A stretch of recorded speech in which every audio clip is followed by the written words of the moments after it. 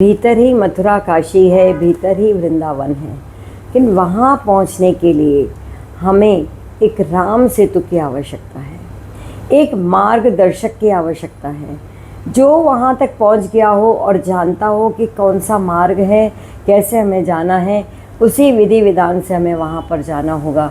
और गुरु ही हमें आध्यात्मिक प्रकाश देते हैं, आत्म प्रकाश से ओतप्रोत कर देते हैं। हमारे बीच में जो आवरण पड़ा था उसको अनावृत कर देते हैं, अर्थात हटा देते हैं। जिससे कहा जाता है, घूंघट के पट खोल रे तो हे पिया मिलेंगे। अर्थात ये घूंघट है हमारे अहंकार का। भगवान को हम प्रसाद रखते हैं, भोग ले जाते हैं, फूल रखते हैं, चढ़ाते हैं, अगरबत्ती दिया लगाते हैं, परंतु भगवान को जो वस्तु चाहिए वो हम नहीं दे पाते।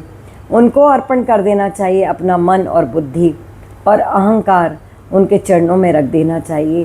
तब हमें जीवन का आनंद आएगा। और प्रभु से याचना करनी चाहिए कि प्रभु, मेरा मन अनेक जन्मों से भटकता फिरता हुआ जीव है, ये बार बार चंचल हो जाता है, बार बार कामना वासित हो जाता है। चिंता मत करिए, हम इंसान हैं, इंसानों से गलती होती है, परंतु आपको भगवान कमल नयन है, वो आपकी गलतियों को नहीं देखते, आपको तुरंत क्षमा कर देते हैं। आप एक बार शरणागत हो जाइए। भगवान कहते हैं, माम एकम शरणम व्रज, अर्थात जो भगवान के चरणों में अपने शीश को, अहंकार को रख देता है। शीश तो हम एक बार झुकाएंगे और फिर चले आएंगे, लेकिन जिसने प्रभु को अहंकार समर्पित कर दिया, उसका जीवन अमृत बरखा से निरख उठता है, थिरक उठता है। उसके भीतर के वृंदावन से सौंधी सौंधी माटी की खुशबू आने लगती है, क्योंकि ब्रज भी तो यही है।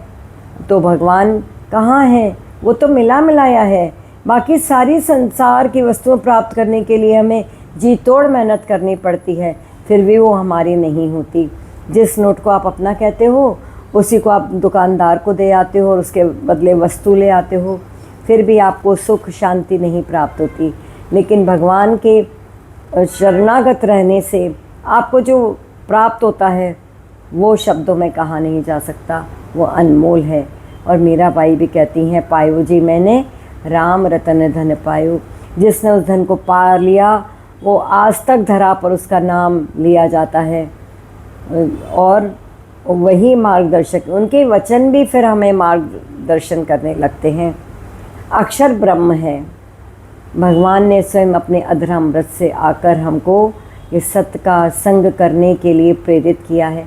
और मनुष्य जन्म इसी के हेतु है, और कोई इसका और दूसरा अर्थ नहीं है, दूसरा कोई लक्ष्य नहीं है।